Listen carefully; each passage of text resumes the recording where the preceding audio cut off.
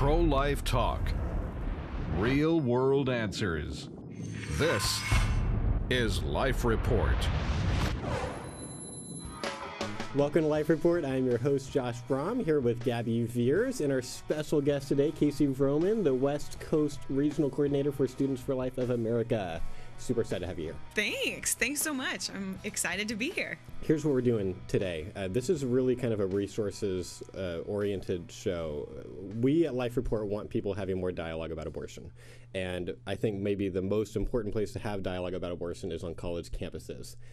Certainly the largest age group of women having abortions are college age. It's really hard to remain pregnant and not have an abortion if you want to stay a student on college campuses. And campuses are still kind of considered the place where we talk about intellectual things and try not to bring too much emotion into it. We're here to have dialogue about issues. And so I think more good dialogue about abortion happens if there's Students for Life clubs on the campus. You've got some way that you can plug pro-life students in. If you talk to them, hey, there's something you can do. You can learn more about this. You can get more involved. And so we want to see more Students for Life clubs on campuses, and no one is doing more work to make that happen than Students for Life of America. So what I'm wanting to do today is I want everyone to understand what are the resources that Students for Life offers, because whether you're in junior high right now or in high school, if you're a college student, obviously, but even if you're past that, even if you're an adult, you might know pro-life students. If you know what Students for Life offers, you can let them know, hey, if you go to this website, you know, it's much harder to get a club going if you're the only one and you're just reinventing the wheel for the 1,000th time. Students for Life has all the expertise. They've worked with thousands of clubs, and they're offering a lot of free resources. So that's what we're talking about today. So before we get into that, Casey, how did you get involved with Students for Life and the pro-life movement? Well, I grew up in a pro-life family. Like many of our students, they are pro-life because that's kind of what their family has laid for them. But in college is when it really became my own. I really kind of stepped into this, this is who and what I want to speak out for. And I know that, it's kind of been my goal and my life mission to save babies and see women and men healed and abolish abortion. So I got started working up north in Northern California at a pregnancy resource center. Really loved talking with women who come into our center who seemed like they were so hopeless and couldn't continue with the pregnancy, when after talking with them, you could just see in their eyes they left with hope and kind of a new perspective on it all. So from there, got in touch with Students for Life and have been with them now for almost a year, working in California, Arizona, and Nevada. That's a large section of the country. Yes, it's a very big region. You're putting a lot of miles on your car. I'm always looping around. So wow. So for those who have not heard of Students for Life, how would you explain what you guys do and your mission? Students for Life, what I always tell the students is that we're a resource organization. So we are there to see that they are fully equipped to lead a successful pro-life movement on their campus.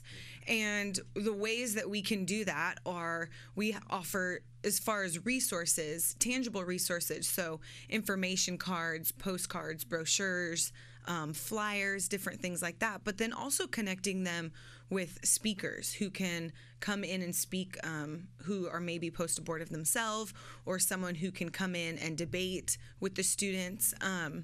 So we are a group that focuses on equipping these students, having them take the movement and what they want it to look like on their campus, and just making sure that they're successful. So it's really great because I get to go in, say, what do you want this to look like on your campus, and how can I make that happen for you? And it's pretty amazing what they come up with. That's awesome. That's really exciting. So where do you think Students for Life is going to take their part of the pro-life movement? What's their long-term goal with campus clubs and what they want to see happen? Well, that's a big question. I mean, we want to abolish abortion. What we see is that the younger generation is more pro-life than any generation before. And we understand that as these students move up through high school, through college, that if we understand the pro-life movement as high schoolers, it can only increase as you grow and develop even further in your education. And so our goal would be, well, to get students across the nation more engaged. Right now, we're currently on over 750 campuses, high school, colleges, junior colleges, med and law schools. And so the long-term goal would be banding together as a pro-life movement and having these students kind of take that grassroots and just increase with that. So how do you do work with high school students? Because typically when I think of Students for Life Club, I'm thinking of a college club. I'm doing events on campus. So how does that look for high school students? Yeah, we just launched our high school program, which this is new, awesome. Right? Yes, Yeah. it's very new. And right now, we've been working with a lot of high school groups that have already existed. They just now are being supported and have access to our resources. But high school groups that want to begin look very similar to our college groups. So many times we'll go on campus to a college and just start talking with people, seeing if anyone would be interested in starting a club, seeing if people, what they think about abortion on campus, and kind of get that conversation. Now, in a high school, you have a little bit of a different setup just because they're minors and working with administration, but very similar, setting up a table, being asked to come into health classes or have, resource fairs or whatnot, but still engaging the students, their peers in the conversation and giving them resources to do same kind of activism stuff on their high school campus. And talk to us a little bit about what it's been like working with high school students, because this is so new. You were telling us some cool stories this morning at breakfast. Yeah. The high school students are amazing. They are so fired up, they're so passionate, and they're fearless. They are ready just to go for it. Really courageous group of students, and it's been fun just hearing stories from our national high school coordinator, but then also the high schoolers that I work with, getting to kind of feed off that passion. We have one group in Arizona that just started working with a PRC, kind of like, how can we help you? We're a student group and we'd love to be a resource. And they ended up putting on a concert and raising $5,000. And when I talked to them, it was like, oh yeah, no big deal. Like, we just did it. And I'm like, that's amazing. You guys are so talented to be able to put it together, get it organized, work with people. I mean, we have 17-year-olds that are working with executive directors of these pregnancy resource centers and other, and they're responsible and they're ready to do it and willing. So that was a huge win and amazing. We had one group that the school ended up saying, we have to have an advisor because this group of students are doing pro-life activities and talking about abortion on campus. They just came together and started doing it. And the school's like, we need to address this because this is a club. And they were very happy to get someone on board and kind of encourage that growth on the campus. Are you doing anything with junior highs, or are you guys looking at maybe going towards junior high one day? Right now, we don't have a junior high program. We do have some like youth group or parish groups that obviously have junior high and high school in them. So the model kind of can work as a youth group, pro-life group as well, type of thing. So what would you say to, I didn't tell you I was going to ask you this, but just it came to mind because like there's, I go and speak to schools sometimes, and I know there's this one school that I'm not going to name because it's not the point, but there's a school that I get to speak at every year, which is great that they let me speak, but they won't let me use the word abortion. It's 7th and 8th grade. And so it's kind of this thing, like I've come up with this way to do a pro-life talk without using the word abortion, but like I see the students, like they all know exactly what I'm talking about, but I'm not using the A word. And so what I'm curious, I'm guessing that's probably not like the only place that would happen. What would you say to maybe teachers or even parents that would think, wow, it seems like I totally get why you would have Students for Life clubs on college campuses, but like high school and junior high, that seems a little young. Why should this be a thing that junior hires and high schoolers should be encouraged to be part of? Well, I think they have just as much to say and learn about the topic as any of us. I don't think that they should be discredited because of their age. But if Planned Parenthood can get in there at 6th grade and be able to share their information, how can we not be able to get in and share a positive or the results of what Planned Parenthood's talking about? So I think totally junior hires and even younger. I mean, what we're looking at is when sex education begins in schools, in public schools. But by the time sex education happens in a school, most of the kids are already having sex, which for me says we need to get in there sooner. We need to be getting them resources and valid, sound wisdom at a younger age than we have access to now. So I would just probably talk to administration about that. So what are some of the on-campus initiatives and campaigns you guys are doing, like the Pregnant on Campus and the Planned Parenthood project that you guys have coming out? Yes, we have some really awesome projects that we're working on to roll out in the fall, but our Pregnant on Campus is an initiative that we've now had for a while, and the goal of Pregnant on Campus is to remove the stigma of being a student and a parent. We see a lot of girls, like you mentioned, Josh, that when it comes down to finishing her education or having a child, she'll abort to finish her education. And it's crazy because I'll begin talking to students about this and they're like, well, we never see any pregnant girls on campus. And I said, yeah, that's because they're aborting their children. So how can we make your campus more parent and family friendly? Simple things, adding diaper decks to bathrooms. You'll go onto campus and you don't see any pregnancy resources anywhere. It's like the campuses weren't made for children. So some of our groups have fundraised actually to get diaper decks installed on campus. We have a couple groups who have done a scholarship program. So parenting mothers or fathers have to write in and then are given a grant for the next semester to buy books or whatnot. We also have a group that started kind of a daycare. And so people in the pro-life group take shifts on watching these, during class schedule, watching these parents' children, because our goal is how can we show that you can be a parent and a student, that your life doesn't end and you can not become anything just because you've had a child. And I think that's kind of what the secular world is telling them. So, and then our Planned Parenthood project is great.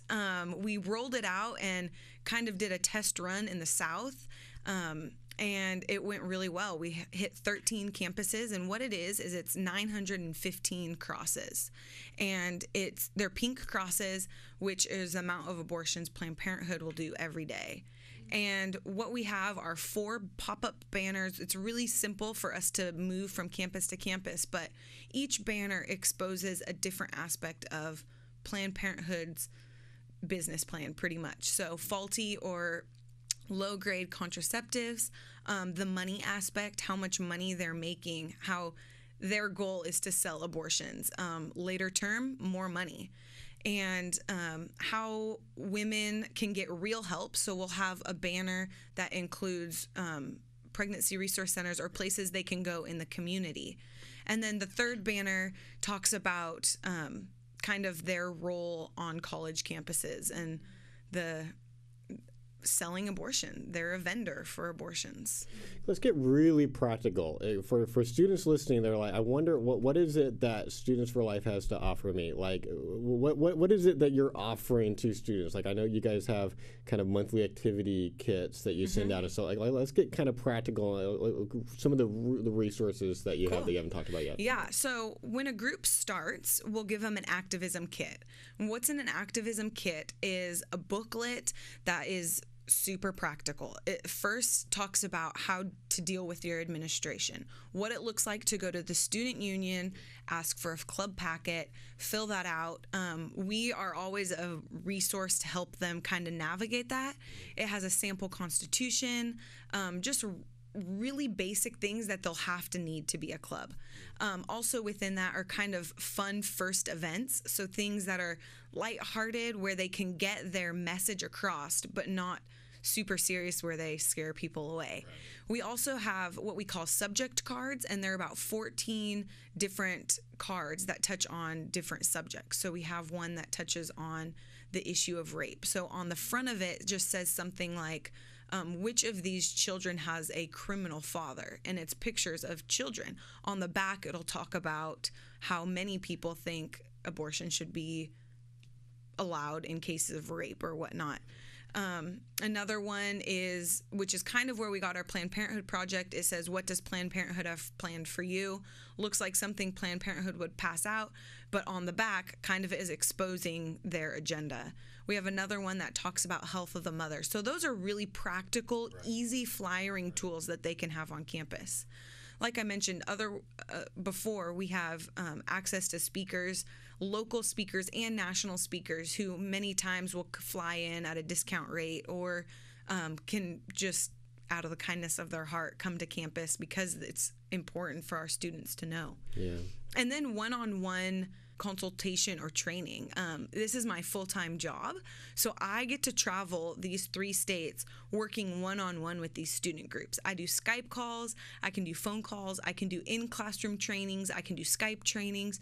But that's what makes Student for Life kind of unique, is in the fact that they have my cell phone number. We're friends. They can come to me and bounce ideas off, or if they're in a tough situation, I can give them advice or whatnot. So I mean, correct me if I'm wrong, there's no other group that like has hired people solely just to drive around the state in a loop, making sure that all these campuses have everything they could possibly need for free. I mean, that's right. That kind of was what sets you apart. Yeah.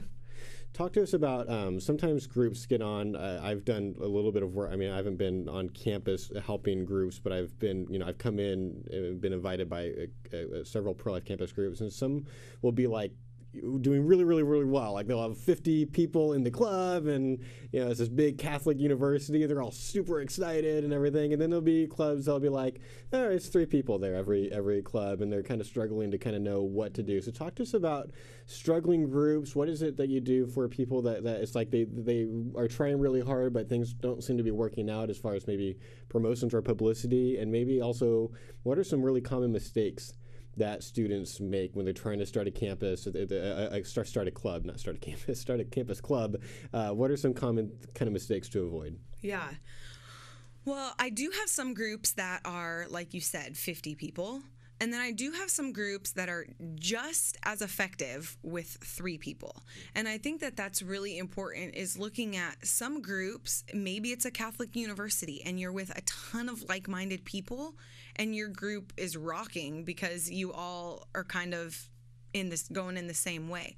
But then I have some groups where they're on a public university, there's a ton of opposition, but the 2 of them are out there every single week, they're tabling, and that pro-life message is being displayed on their campus. So I don't know if I would encourage students not to get hung up in the numbers game, that it doesn't matter if it's you and your best friend and you both are ready to go for it, or if it's you and 40 other friends, because I believe you can be just as effective on your campus with the 2 of you. One thing is not being consistent, saying that you're a pro-life group, establishing yourself, and falling off the map. That's not going to work. What we encourage our students to do is be consistent. Even if you can be out there for an hour every other Tuesday, make sure you're out there for an hour every other Tuesday.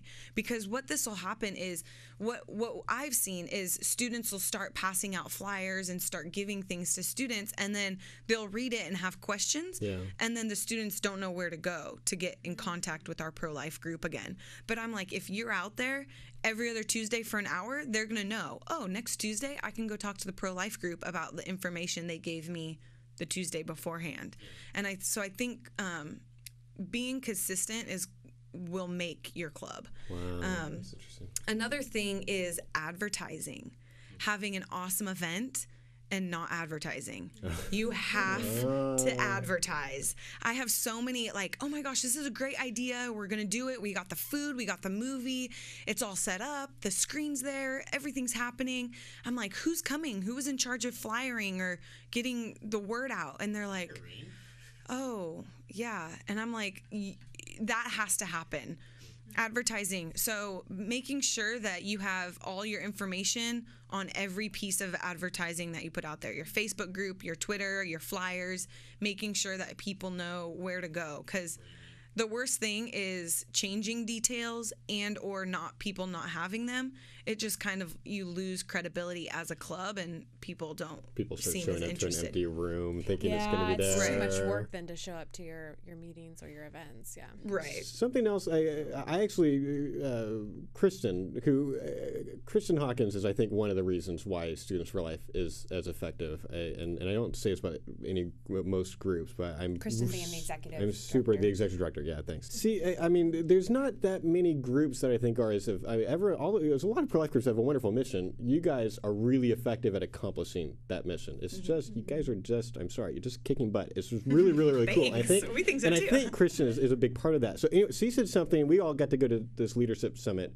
Kristen said something during that meeting that made me completely rethink something that I think is this common idea. So I don't know if you want to comment on it, but I'll just say what I learned from Kristen. The idea came up of, should our pro-life group be like this kind of very holistic kind of whole life thing where we're not just talking about abortion, we're talking about stem cell research, and we're talking about end of life issues, and we're talking about IVF, and we're talking about the death penalty, and how do we treat animals, adoption, sex trafficking. Yeah, so all the social issues, because there's a lot of those issues are a lot more palatable to some people that would be more oppositional to the pro-life thing. And so I kind of understand why you want people to know that we're not just these weird, we only care about fetuses. Like, we care about people. I hate sex trafficking, so I get that.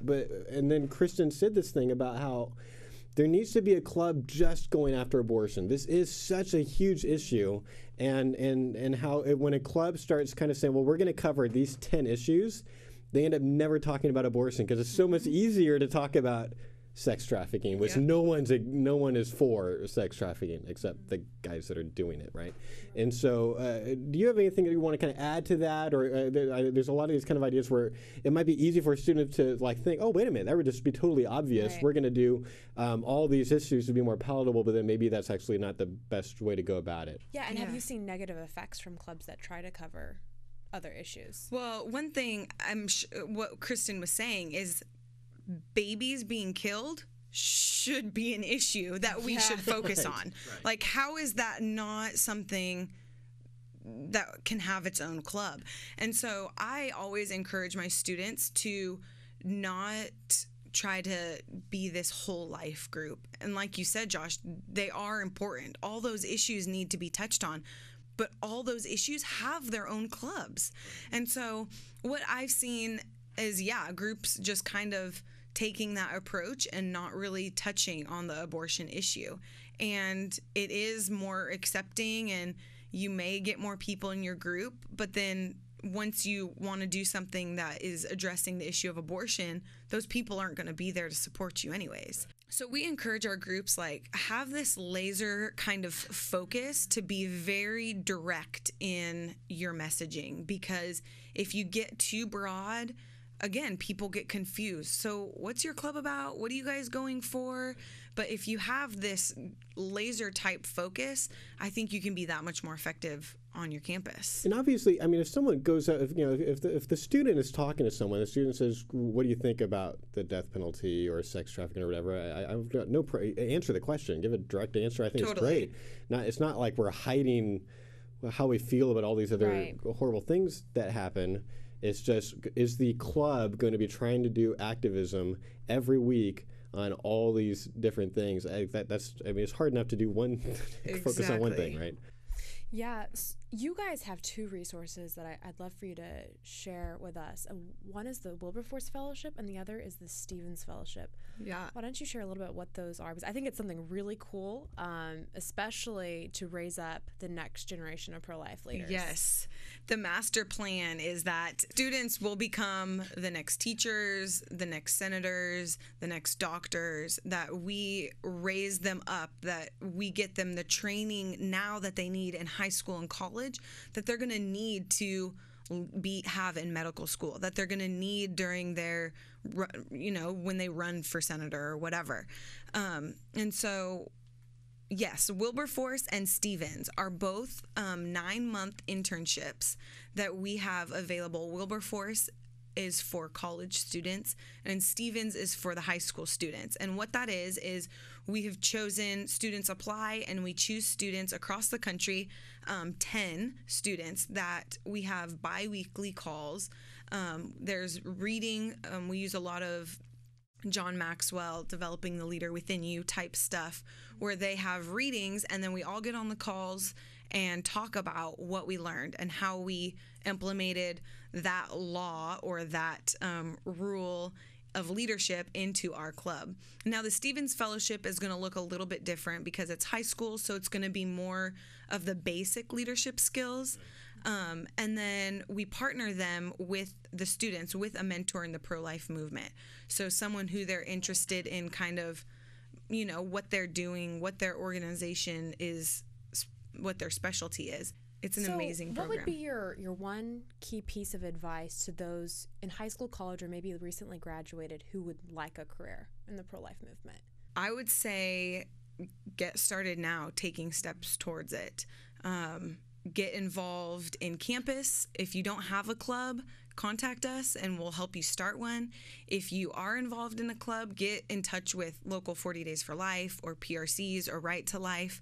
Let them know that you're there and just start surrounding yourself with people who are doing it. Kind of see how they live their life and what day-to-day looks like for them.